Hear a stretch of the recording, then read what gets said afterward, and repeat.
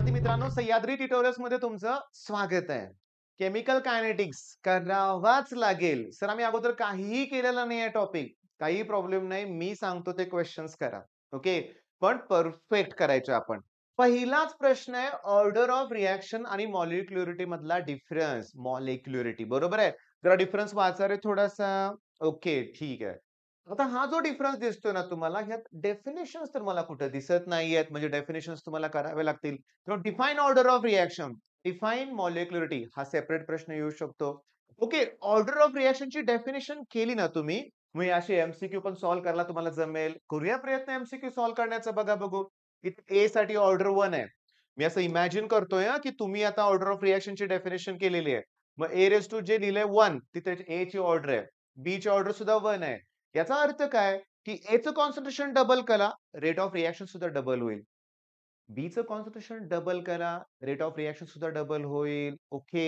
पण जर तुम्ही A चं कॉन्सन्ट्रेशन 3 टाइम इन्क्रीज केलं, तर रेट ऑफ रिएक्शन सुद्धा 3 टाइम्स इन्क्रीज होईल. पण समजा असं असेल तर मग A चा स्क्वेअर आहे, म्हणजे याचा अर्थ ऑर्डर 2 आहे. मग या केसमध्ये मात्र A चं कॉन्सन्ट्रेशन 2 टाइम्स इन्क्रीज केल्यानंतर रेट मात्र 4 टाइम्स इन्क्रीज होईल. का? ऑर्डर 2 आहे.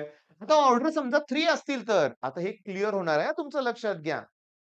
आणि शिकवलेलं तुम्हाला समजत असेल तर व्हिडिओला लाईक करा. A चं कॉन्सन्ट्रेशन 2 टाइम्स इन्क्रीज केलं. ऑर्डर 3 आहे ना, मग रेट 8 टाइम्स इन्क्रीज होणार. हे 8 कुठून आलं? 2 चा क्यूब ना. मग चला मला इथे काय दिलंय बघा त्यांनी. द रेट लॉ दिलेला आहे त्यांनी. Order of rate of reaction double म्हणलंय. ऑब्व्हियसली रेट ऑफ रिएक्शन तुम्हाला जर डबल करायचं असेल, तर A आणि B दोघांचंही कॉन्सन्ट्रेशन डबल करून नाही चालणार. कुणाचं तरी एकाचं डबल केलं पाहिजे. तर दोघांसाठी ऑर्डर 1 आहे. मग पहिला ऑप्शन काय? Concentration of A and B both double. नाही. दोघांना डबल केलं तर रेट ए मुळे 2 टाइम्स वाढणार. बी मुळे 2 टाइम्स वाढणार. मग टोटल 4 टाइम्स वाढेल ना? नाहीये. ए डबल, बी कॉन्स्टंट. बास पुढचं दोघं बघूच नका. बघूच नका. A double, B kept constant बरोबर आहे. पण थांबा. Both A and B, both B and C असं कुठं ऑप्शन आहे का? नाहीये. मग विषय संपतोय. ओके. पण जरा बघूया रे आपण. नीट लक्ष द्या.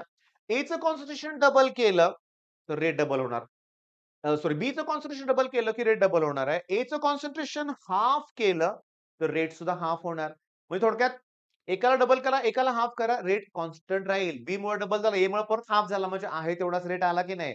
मग त्याला काय केलं पहिल्यांदा तुम्ही? ऑर्डर ऑफ रिएक्शन मॉलिक्युलरिटीच्या डेफिनिशन केल्या. त्या डेफिनिशन पण लिहा की एक-एक पॉइंट.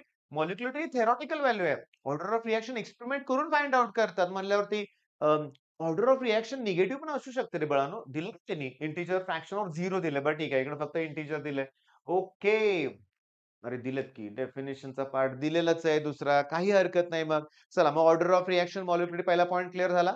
नेक्स्ट पॉइंट कुठला करायचा आहे? इंटिग्रेटेड रेट लॉ करायचाच आहे तुम्हाला फर्स्ट ऑर्डर रिएक्शनसाठी. केलाय तुम्ही अगोदरच केलाय. मी तुम्हाला सांगतो तुम्ही अगोदरच केलेला आहे. कधी? सगळे डेरिव्हेशन्स केले की आपण. मग इंटिग्रेटेड रेट लॉ 0 ऑर्डरसाठी केलाय, फर्स्ट ऑर्डरसाठी केलाय, त्याच्यानुसार हाल्फ लाईफ पण केलंय. चला केलंय तर मग हा फॉर्म्युला तुम्हाला माहिती आहे. K इक्वॉल्स टू 2.303 एक काम करूया. मला K नको लिहायचं. मला T लिहायचं आहे. T इक्वॉल्स टू बघा बाळांनो, T equals to 2.303 upon K log to the base 10. वरती मी 100 लिहिलंय, खाली मी 10 लिहितोय. म्हणजे काय? A0 म्हणजे इनिशियल कॉन्सन्ट्रेशन ऑब्व्हियसली कधीही ते 100% असतं. बरोबर आहे. समजा 90% रिएक्शन कंप्लीट झाले. म्हणजे उरले किती म्हणजे बघा 90% रिएक्शन कंप्लीट झाले. मग उरले किती कॉन्सन्ट्रेशन 10%. हे 80 म्हणजे रिमेनिंग कॉन्सन्ट्रेशन आहे. म्हणजे हे 10 लिहिलं. बघा या 0 ला 0 कॅन्सल झालं. या 0 ला हे 0 तिथं 10 आहे. Log to the base 10, 10 value 1 आली. म्हणजे मला T equals to 2.303 upon K मिळालं. 90% रिएक्शन कंप्लीट होण्यासाठी लागणारा वेळ. एक काम करूया आता 99% रिएक्शन कंप्लीट होण्यासाठी किती वेळ लागतो ते बघूया आपण. ऑब्व्हियसली इथं 2.303 येणार, के येणार, log to the base 10. Reaction किती कंप्लीट झाली? 99% म्हणजे उरले किती? 1%. ओके. ॲट इनिशियल कॉन्सन्ट्रेशन नेहमी 100%च असतं. 100 म्हणजे 10^2. ऐका, आता हे 2 पुढे येणार. लॉगच्या प्रॉपर्टीनुसार हे 2 पुढे येणार आणि ही जी ब्रॅकेट आहे ना, त्याची व्हॅल्यू तर टी होती ना. बघा ना 2.303 अपॉन के म्हणजे टी आणि लॉग टू द बेस 10, 10 ची व्हॅल्यू 1 झालं. म्हणजे 99% रिएक्शन कंप्लीट होण्यासाठी 2t एवढा वेळ लागतोय. आता एक काम करतो. 99.9 रिएक्शन कंप्लीट होण्यासाठी किती वेळ लागतो ते बघूया. त्याला आपण T2 म्हणूया आपण बघा. 2.303 अपॉन के म्हणजे T. Okay. Log to the base 10. आता 99.9% रिएक्शन कंप्लीट झालं की 0.1 रिमेनिंग. इनिशियली 100च असतात. आता तोंडी सांगणार आहे. हा पॉइंट कॅन्सल केला की वर एक 0 वाढणार. ऑलरेडी 2 झिरो होते. एक 0 वाढला की 3 झिरो झाले लक्षात घ्या. म्हणजे 10⁻³ मग ते 10⁻³ मधलं 3 पुढं आलं. आन्सर 3T आलं का? मग आता डोकं वापरा. 90% रिएक्शन कंप्लीट होण्यासाठी जर टी एवढा वेळ लागत असेल, 99 ला 2T लागतोय. 2 वेळा 9 लिहिलंय की नाही? 2T लागलं. 99.9 ला 3T लागलं. 99.99 ला 4T एवढा वेळ लागणार आहे आणि 99.999 ला 5T एवढा वेळ लागणार आहे. पी-वाय-क्यू शोधा. सीईटी मध्ये कितीतरी वेळा हा प्रश्न आलाय. सांगतो इतकं सोपं आहे, इतकं सोपं आहे बघा.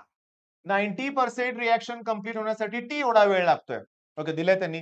तर 99.9 3T सेकंदात उत्तर. पुस्तकातली एमसीक्यू सीईटीत पण आलेली आहे. मग बोर्डच्या एक्झाम मध्ये का नाही येणार? का नाही येणार? मग चला पहिला ऑर्डर ऑफ रिएक्शन मॉलिक्युलरिटी कंप्लीट झालंय. मग सुडो युनिमॉलिक्युलर रिएक्शनची पण डेफिनेशन करायची. लिहून दिलं नाही मी पण तुम्हाला माझा व्हिडिओ प्रत्येक बघायचा स्क्रीनशॉटची भानगडच नाही लक्षात घ्या. कळालं का? वहीन पेन घेऊन बसायचे. नुसतं 10 मिनिटं मी तुम्हाला सांगतो 6-7 मिनिटं झाली. अजून एक 10 मिनिटं घेईन मी. मला एक्सप्लेन करायचे भरपूर गोष्टी आणि ते झालं की ते करत बसायचे. लाईव्ह मॅरेथॉन लेक्चर बघत बसला तरी वहीन पेन घेऊन व्हिडिओ पॉज करून बघायचा नुसतं बघून होणार नाही लिहावं लागेल हे लक्षात घ्या. ओके ऑर्डर इंटिग्रेटेड लॉ झालं. अरेनियस इक्वेशन डायरेक्टली करा. पीए म्हणजे ऍक्टिव्हेशन एनर्जी म्हणजे काय ते बघा आणि गंमत म्हणजे बघा. इथं जरा बघा मी आता हे पेज जरा झूम करतो रे बाळांनो थांबा. ओके. हां. ठीक आहे. तर लक्ष द्या हं व्यवस्थित. नीट बघा. y equals to mx plus C असा जर ग्राफ असेल, त्यातला m म्हणजे कोण असतो रे बाळांनो? स्लोप.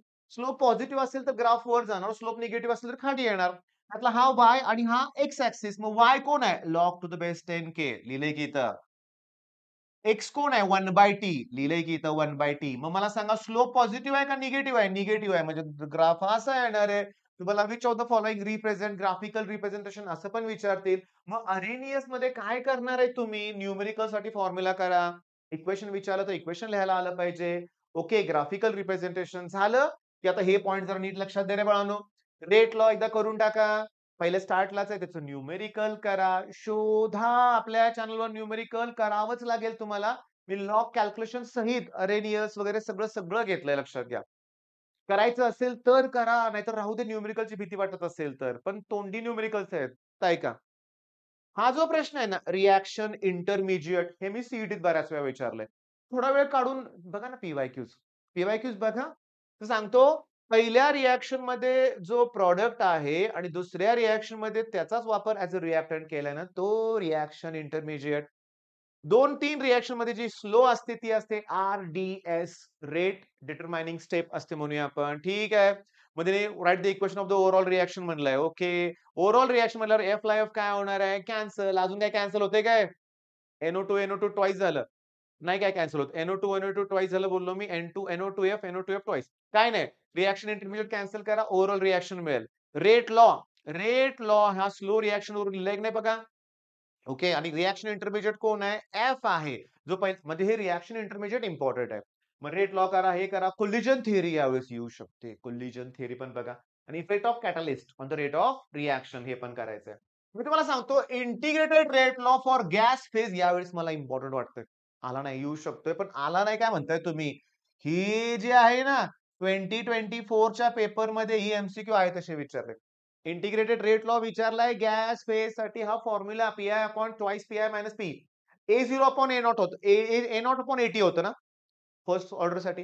तर P i upon twice P i minus P i लक्षात घ्या. फॉर्म्युले करायचे आहेत. ही रिएक्शन तर आपण केलेलीच होती. मग आता केमिकल कायनेटिक्स कुठे एवढा अवघड आहे. फक्त न्यूमेरिकल साठी आपल्या चॅनलवरचे व्हिडिओज फॉलो कराच एकदा लक्षात घ्या.